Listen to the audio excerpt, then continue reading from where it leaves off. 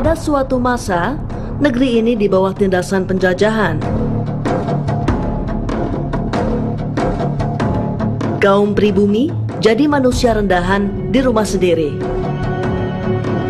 Warga kelas 3, paria yang tersia-sia dan ternista. Nasib buruk itu berlangsung berkepanjangan. Pertama-tama diinjak kaki orang-orang Eropa seperti Portugis, Inggris, dan terutama Belanda.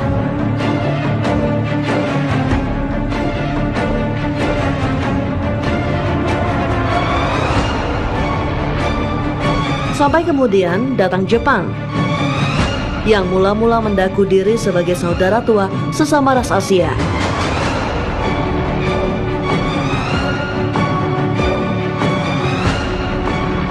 Nusantara jatuh ke titik nadir kehidupan. Tak ada lagi peradaban-peradaban yang menjadi bagian penting dalam lini masa sejarah umat manusia. Tak ada lagi karya-karya besar yang mempesona dunia.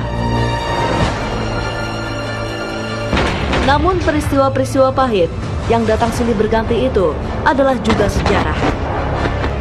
Adalah bagian dari Indonesia yang tak boleh dilupakan. Karena mereka yang melupakan sejarah akan terhapus dari peradaban. Tak akan ada masa depan.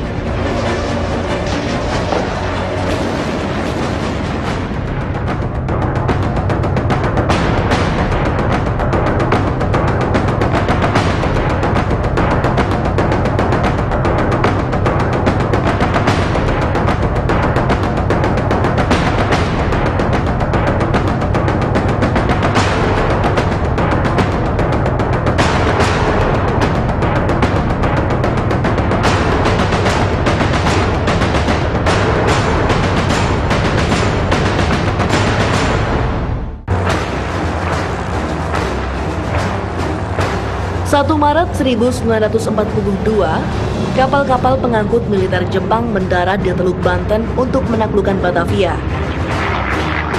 Tanpa perlawanan berarti, Batavia yang jadi pusat pemerintahan Belanda dan pusat militer negara-negara sekutu jatuh ke tangan Jepang. Setelah menguasai Batavia, bala tentara Dai Nippon segera mengamankan kemenangannya atas kota-kota besar di Pulau Jawa. Jepang juga mengancam akan memusnahkan sisa-sisa pasukan Belanda dan sekutu yang masih bertahan di beberapa wilayah pinggiran karena terlambat melarikan diri. Akhirnya pada 3 Maret 1942, Belanda pun menyerah tanpa syarat pada tentara Jepang. Runtuhnya Hindia Belanda menjadi puncak keberhasilan Jepang menguasai seluruh kawasan di Asia Tenggara. Jepang mewujudkan ambisinya untuk membangun Imperium Asia Timur Raya.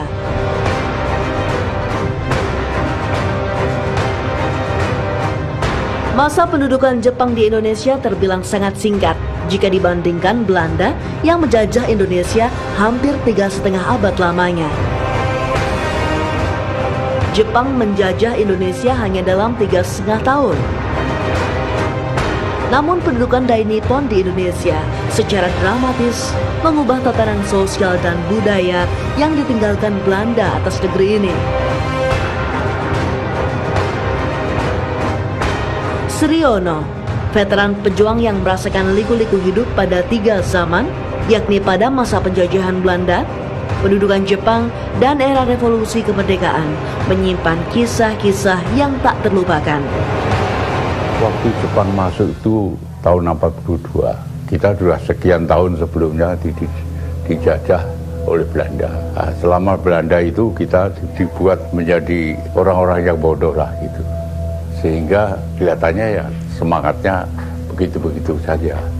Tapi begitu Jepang masuk, dirubah oleh Jepang, kita dididik mulai dari anak-anak sekolah rakyat itu sudah dididik untuk bisa mandiri. Misalnya kita dididik untuk bekerja sama, dulu namanya Kenrohoshi. King Rusi itu kerja bakti, terus juga dididik untuk belajar menanam jarak, menanam padi, menanam ini dan sebagainya. Termasuk juga dididik untuk membuat industri sendiri itu, misalnya membuat sabun, membuat ini juga dididik oleh Jepang. Mobilisasi massa oleh pemerintah militer Jepang harus diakui memberi api baru bagi bangsa Indonesia. Selama berabad-abad, pemerintah Hindia Belanda dan jejaring kekuasaan mereka menjadikan kaum pribumi sebagai manusia kelas 3 di bawah orang-orang Eropa dan bangsa asing lainnya. Kedatangan Jepang membuat kejayaan kaum Eropa dan antek-anteknya di seluruh wilayah Nusantara terbabat habis. Apalagi setelah Jepang secara tegas menghapus segala hal yang berbau Belanda.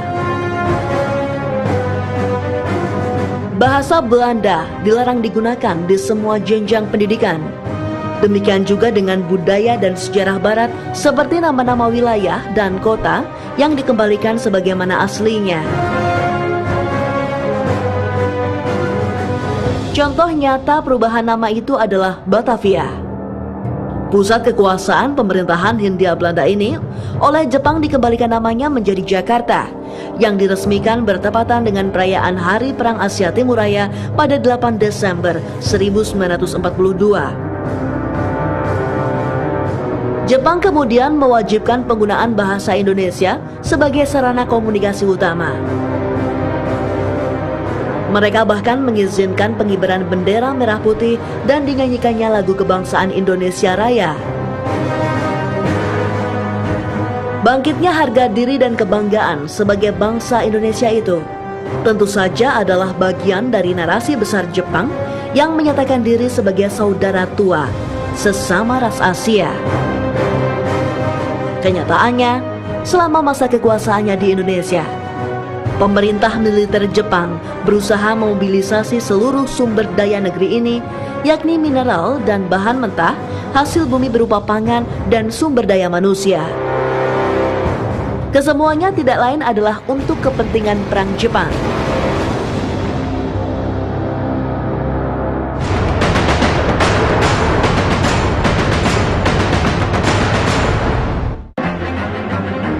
Maret 1942, Jepang membentuk pemerintahan sementara yang disebut dengan Pemerintahan Militer Jepang di Indonesia.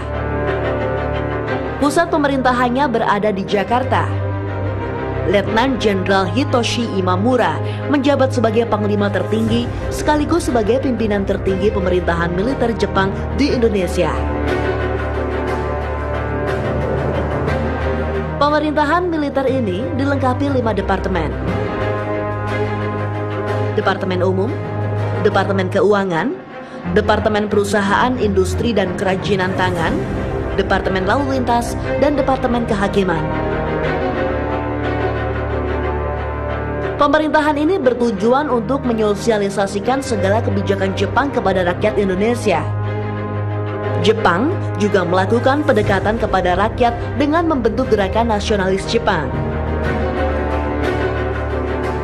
Salah satunya Gerakan 3A yang terbentuk pada 29 April 1942. Gerakan ini adalah bentuk propaganda kekaisaran Jepang pada masa Perang Dunia II dengan slogan Jepang Pemimpin Asia, Jepang Pelindung Asia, dan Jepang Cahaya Asia. Tujuannya untuk memikat hati dan menarik simpati bangsa Indonesia agar mau membantu Jepang dalam penguasaan Asia Timur Raya. Namun gerakan ini kurang mendapat perhatian rakyat.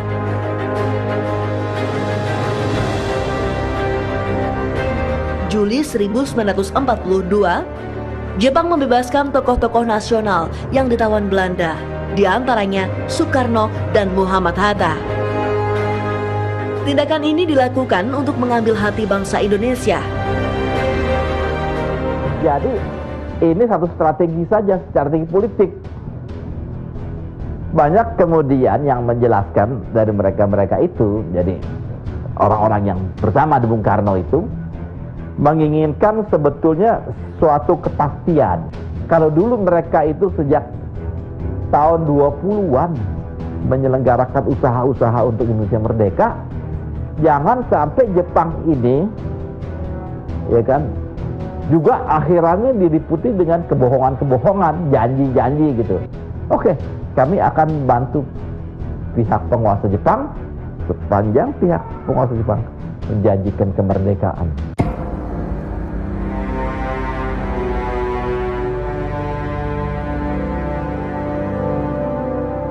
Jepang juga memberi rupa-rupa janji yang tujuannya adalah agar tokoh-tokoh nasional itu bisa mengajak seluruh rakyat bersedia bekerja sama dengan pemerintahan Jepang di Indonesia. Di antaranya, Jepang menjanjikan kesetaraan status antara warga Jepang dan warga pribumi. Itu sebenarnya pada waktu Jepang masuk, Soekarno dianggap kooperatif karena Soekarno sebenarnya ingin tahu kan apa maunya Jepang ini gitu kan, bukan tidak membantu sesungguhnya. Artinya kan untuk mencari kelemahan Jepang, untuk menggunakan kesempatan pada suatu waktu nanti memukul Jepang kan begitu. Soekarno sebenarnya nggak mau dijajah sebenarnya. Tapi kan Soekarno ini politisi yang ulung. Kalau kita belum pada masanya melakukan perlawanan akan kalah kan gitu. Waktunya akan ada gitu kan. Nah, jadi Soekarno saya kira dia berpegang kepada time juga, waktu gitu, momen gitu kan. Yang non kooperatif itu terus melawan gerakan bawah tanah ya. Kerjasama antara Soekarno dan Hatta dengan Jepang pada akhirnya adalah panggung sandiwara tingkat tinggi. Kedua belah pihak memainkan strategi berbahaya di tengah situasi genting dan gawat Perang Dunia Kedua. Dan rakyat sesungguhnya tidak punya pilihan apa-apa. Merekalah yang menjalankan takdir kepedihan, diseret dan larut dalam takdir masa perang. Untuk memuluskan agendanya, Jepang melakukan propaganda besar-besaran. Pada Agustus 1942, satu departemen propaganda Jepang, Sendenbu, dibentuk di bawah pemerintahan militer. Badan ini tersebar dari tingkat pusat hingga tingkat daerah. Sendenbu menjadi corong agar rakyat Indonesia memberi dukungan sepenuhnya kepada saudara tua yang sedang melangsungkan Perang Suci. Perang yang mereka kampanyekan untuk membangun kemakmuran bersama bagi bangsa-bangsa di kawasan Asia Pasifik. Setelah berhasil mendekati sejumlah tokoh penting politik dan ulama di tanah air, Jepang kemudian merekrut kalangan pemuda pribumi untuk memperkuat garis pertahanannya dari serangan sekutu di Indonesia. Di zaman Jepang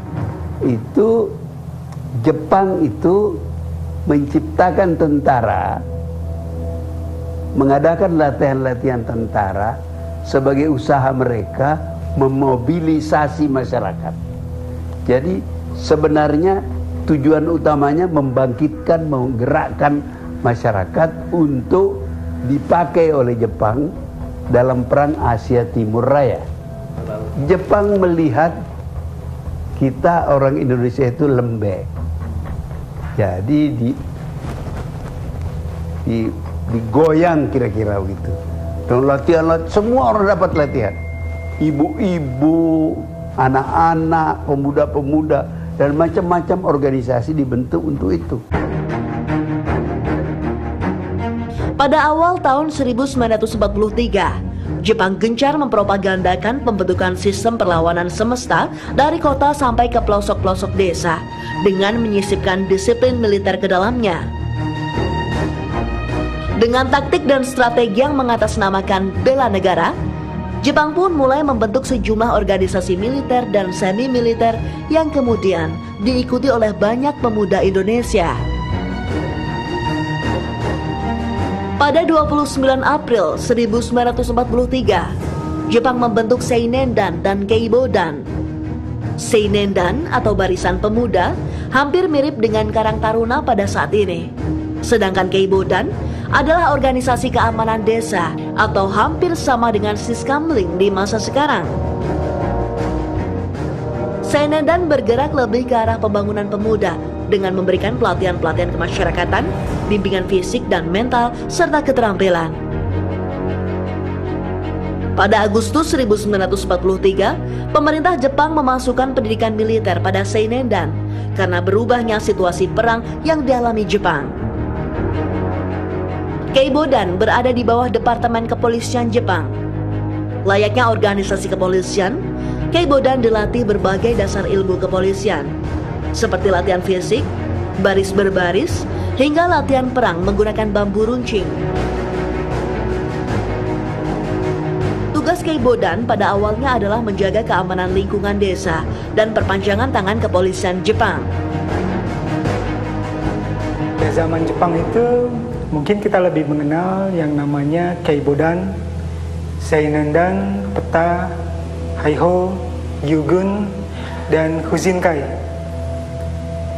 Alasannya mungkin pertama, mereka memiliki masa hidup yang lebih panjang.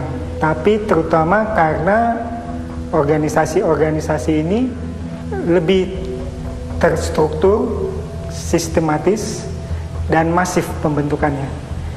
Jadi mereka mempunyai organisasi yang jelas, pelatihan yang jelas, perekrutan yang jelas, bahkan hingga ke tingkat desa. 2 September 1942, Markas Besar Angkatan Darat Kekaisaran Jepang menginstruksikan pemerintah militer Jepang untuk membuat pasukan pembantu tentara Jepang di Indonesia. Pasukan itu diberi nama Heiho.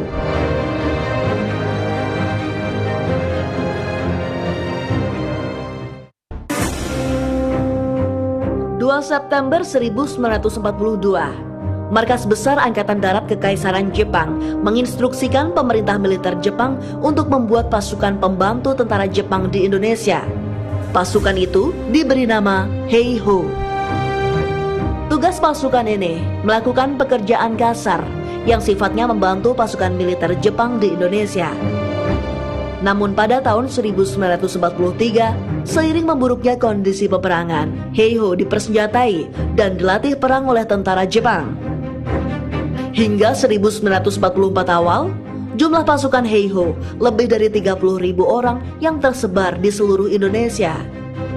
Jepang mengirim sebagian dari mereka untuk membantu pertempuran di Burma dan Morotai.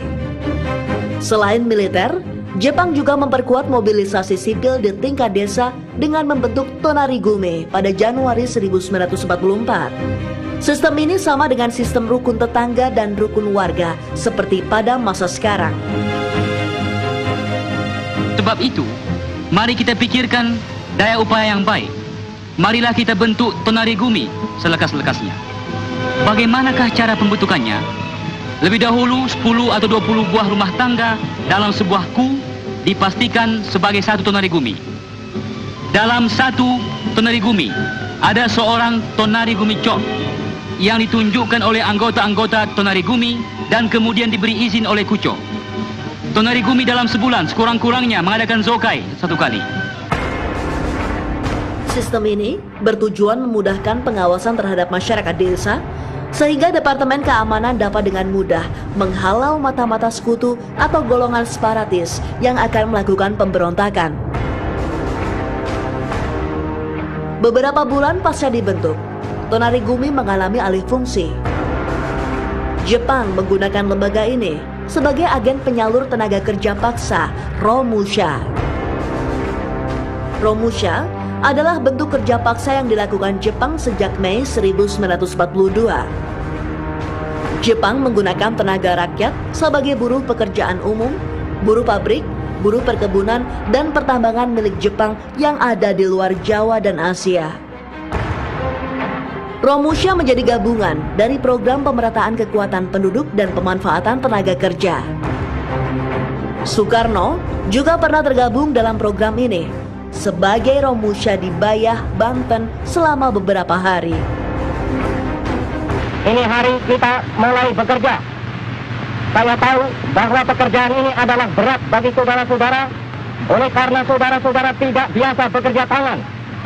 Tetapi jikalau saudara ingat akan hebatnya korbanan yang dikerjakan oleh prajurit-prajurit Dainipon dan prajurit Indonesia di medan peperangan, dan ingat akan hebatnya korbanan Romusa biasa, maka saudara-saudara tidak akan memandang berat akan pekerjaan itu.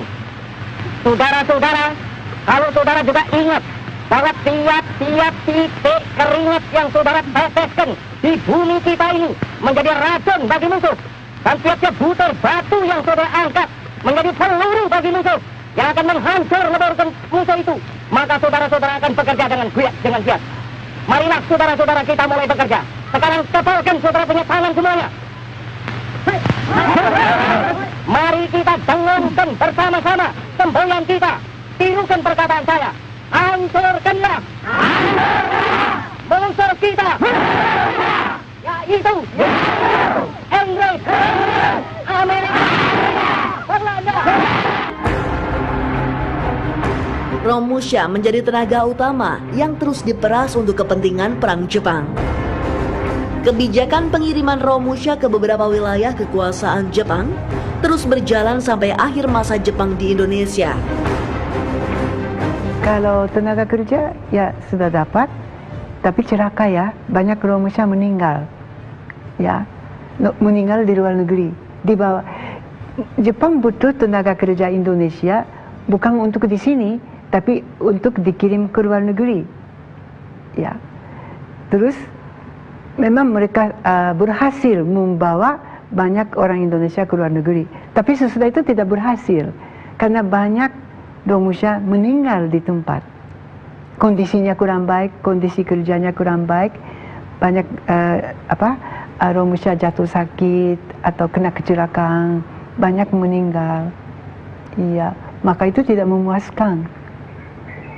Itu kebijaksanaan untuk mengambil tenaga kerja itu tidak disebut berhasil ya. Tahun 1943, Angkatan Perang Jepang mulai berada pada posisi yang sulit dan berat. Di berbagai front pertempuran, mereka semakin terdesak oleh serangan sekutu. Satu demi satu, garis pertahanan Dainippon jatuh. Demikian juga dengan bala tentara mereka yang terus berkurang. Dalam situasi genting ini, Jepang pun meningkatkan perekrutan pemuda Indonesia untuk dijadikan heiho. Sendenbu sebagai biro propaganda tidak henti-hentinya menghembuskan kisah-kisah kepahlawanan para heiho di medan perang. Semua itu tidak lain untuk menarik minat para pemuda agar mau bergabung menjadi milisi mereka. Dari berbagai propaganda itu, satu kisah yang paling bombastis adalah sosok Ahmad Heiho. Tokoh ini digambarkan berjibaku melakukan serangan bunuh diri ke kubu musuh dalam Perang Tarakan. Tidak luput dimasukkan juga nilai-nilai keprajuritan Dainippon dengan narasi tekad berani mati, bahkan bunuh diri. Ia menjinjing bom hingga bom itu meledak di kubu musuh dan tubuh Ahmad Heiho pun ikut hancur. Dia memang adalah anggota pasukan Heiho ya pada saat itu, ya kan, ketika pasukan Amerika dan pasukan Australia gitu ya itu menyerbu untuk menguasai Kalimantan Timur gitu ya. Jadi ketika itu diberitakan, bahkan Bung Karno sendiri berpidato juga mengenai persoalan ini. Itu pun tidak terbukti ya dari data yang ada. Tetapi hal itu memang sempat membuat teman-teman yang lain ya kan menjadi bangkit semangatnya gitu. Propaganda yang sedemikian berlebihan ini sesungguhnya adalah gambaran kekalutan pemerintah militer Jepang yang berada di ujung tanduk. Sekutu kian mendesak dan mengancam di berbagai medan pertempuran. Seruan untuk mengikuti teladan Ahmad Heiho yang sedia berkorban nyawa adalah cerminan dari kamikaze pasukan berani mati mereka. Pasukan berani mati semacam itu akhirnya dibentuk juga di Indonesia yang dikenal dengan sebutan barisan Jibakutai. Jibakutai resmi dibentuk pada tanggal 8 Desember 1944.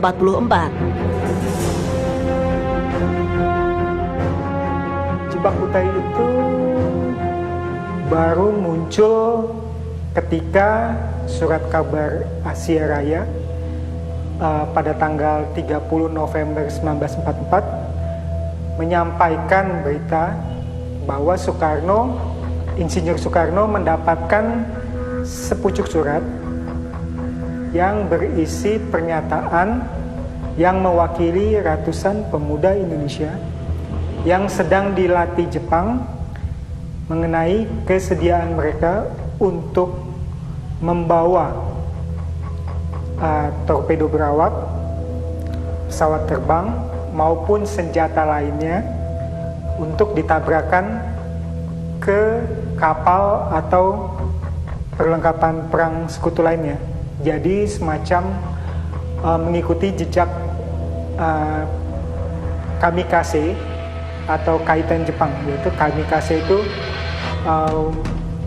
pelaku bunuh diri yang menggunakan pesawat, sedangkan kaitan yang menggunakan torpedo berawak.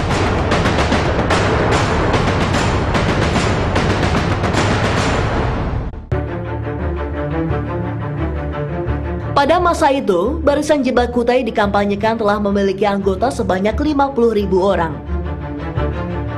Satu jumlah yang terlalu berlebihan, sebagaimana layaknya bentuk propaganda. Kenyataannya, Jibakutai sesungguhnya bukan barisan yang benar-benar tetap dan permanen, sebagaimana organisasi semi-militer lain yang ada di Pulau Jawa. Jibakutai ini sendiri sangat-sangat terbatas. Pada masa Jibakutai berdiri, orang Indonesia sendiri sudah tidak terlalu menyukai propaganda, tidak terlalu mendukung Jepang.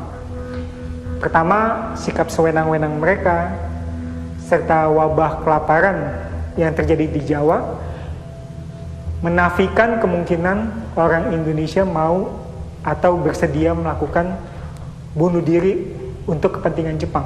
Iya, Jibakutai sendiri pertama-tama tidak seperti Peta atau Heiho atau Keibodan, Sainendan. Jibakutai itu dibentuk pada tanggal 8 Desember 1944. Eksistensinya itu hanya sekitar 8 bulan ya, sampai bulan Agustus 1945 saat Jepang menyerah. Nah, waktu itu mungkin terlalu singkat bagi Jepang untuk membangun sebuah organisasi massa lagi, karena mereka terkendala juga oleh jumlah instruktur yang sibuk dengan peta untuk Jawa dan Bali, disibukkan oleh Peta dan Heiho, sehingga mungkin mereka tidak mempunyai waktu yang memadai untuk membangun sebuah struktur yang jelas. Dari sekian banyak organisasi bentukan Jepang, Peta memiliki tempat tersendiri dalam sejarah negeri ini. Peta, singkatan dari Pembela Tanah Air, adalah pasukan sukarela yang dibentuk pada 3 Oktober 1943. Sebelum pembentukan Peta, Heiho adalah organisasi utama untuk para pemuda Indonesia. Namun Heiho hanya diarahkan sebagai pekerja kasar di satuan militer Jepang. Mereka bertugas untuk membangun kubu pertahanan, jalur-jalur pertempuran, maupun membantu tentara Jepang di medan perang.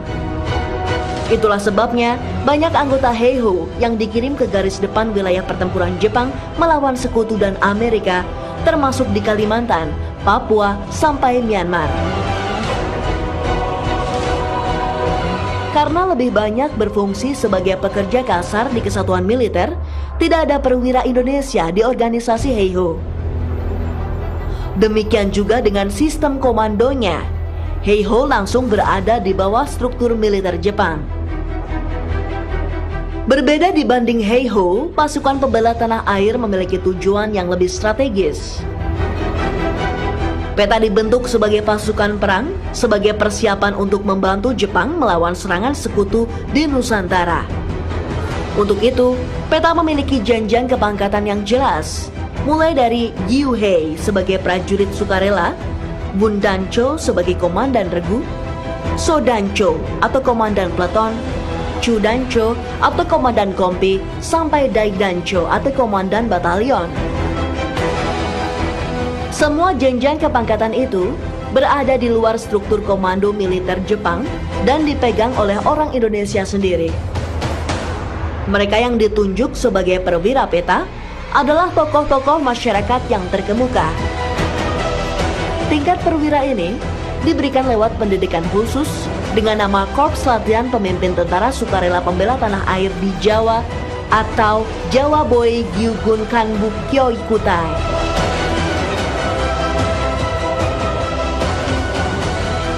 Yang paling menyolok bagi kita sejarah Indonesia adalah peta. Peta itu pentingnya bagi kita karena sebagian besar pimpinan tentara kita, pasukan kita di zaman revolusi itu dari peta. Kenapa peta dibikin?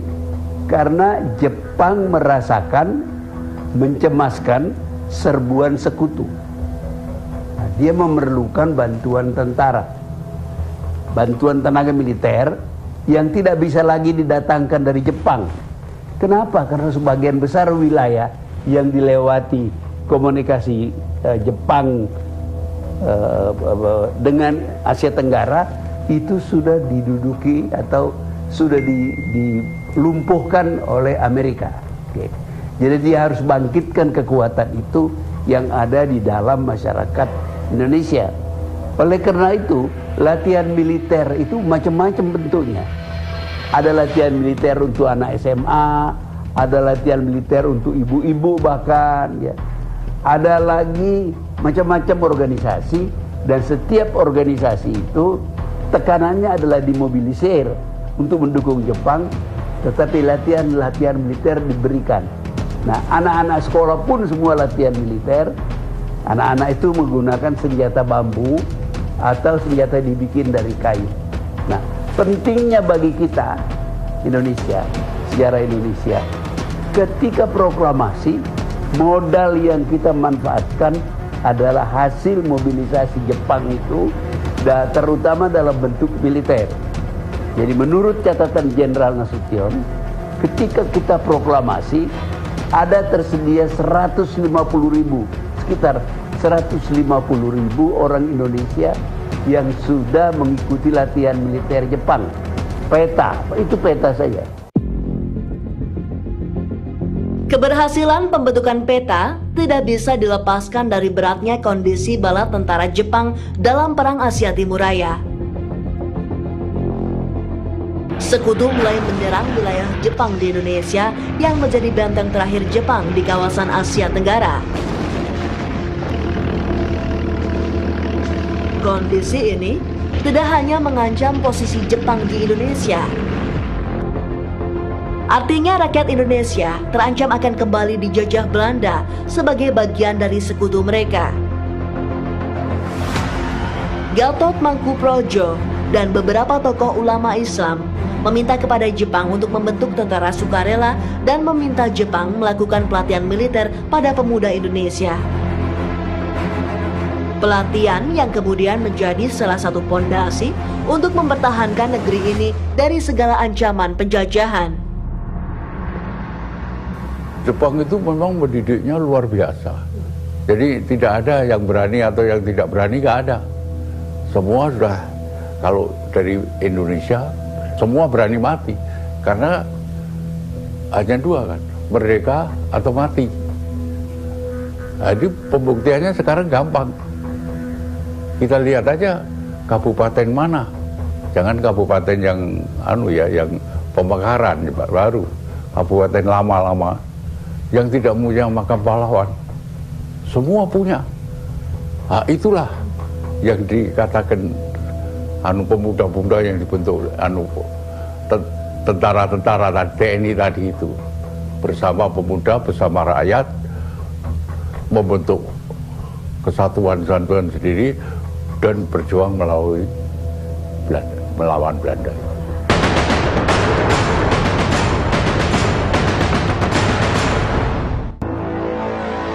Tahun 1944, posisi Jepang dalam Perang Asia Timuraya berada di ujung tanduk. Filipina, Papua Nugini, dan Morotai telah direbut kembali oleh sekutu. Jepang juga mulai kehabisan amunisi perang, pasukan, dan kebutuhan logistik lainnya. Pada 7 September 1944, Perdana Menteri Jepang, Jenderal Kuniaki Kaiso, menjanjikan kemerdekaan bagi Indonesia kelak jika Jepang berhasil memenangkan Perang Asia Timuraya. Jepang mengeluarkan janji ini untuk lebih menjaga kendali pengerahan seluruh rakyat Indonesia. Jepang kemudian meminta Indonesia membentuk Badan Penyelidik Usaha-Usaha Persiapan Kemerdekaan Indonesia (BPUPKI).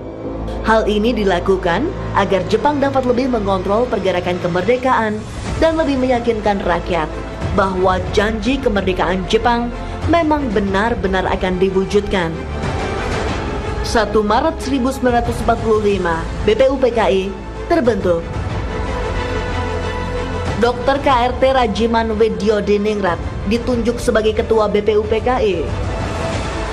Anggota BPUPKI berjumlah 69 orang, 62 orang anggota aktif yang merupakan anggota aktif tokoh pergerakan nasional.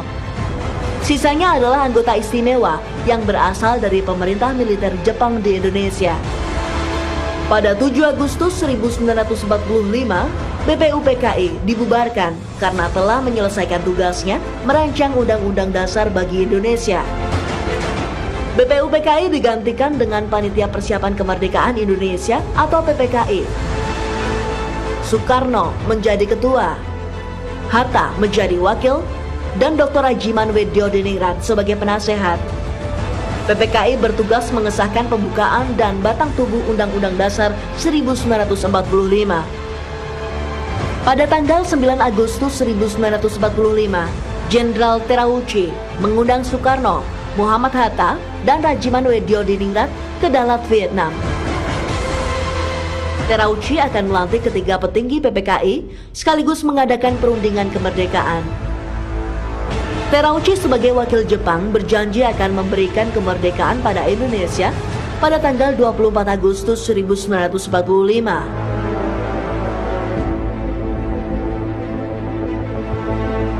Ini kan sebetulnya yang namanya peristiwa sekitar proklamasi. Mula-mula Jepang mengundang para pemimpin bangsa ini. Jadi setelah BPUPKI kan berdiri PPKI, Panitia Persiapan. Nah, Panitia Persiapan ini wakil-wakilnya diundang ke Dalat untuk bertemu dengan Jenderal Besar Terauchi. Mereka katakan Tokyo, pemerintah Jepang akan memberikan kemerdekaan. Tapi Jepang itu sudah berada di pinggir kekalahan. Tanggal 6 dan tanggal 9 dibom dia. Ya kan? Tanggal 15 dia sudah minta damai dengan pihak sekutu. Nah, bagaimana kita? Sepulang dari Dalat, tersiar kabar bahwa pada hari yang sama Jepang telah menyerah pada sekutu. Peristiwa pemboman kota Hiroshima dan Nagasaki pada tanggal 6 dan 9 Agustus 1945 telah menghabisi semangat perang Jepang.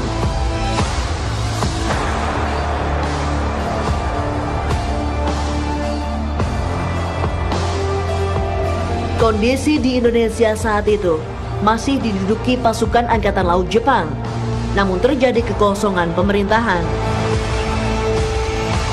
Ketika mereka itu mendatangi Jenderal Nishimura pada tanggal 16 Agustus setelah peristiwa Rengas Dengklok, Jenderal Nishimura sebagai pimpinan Jepang yang resmi waktu itu, dia bilang tidak bisa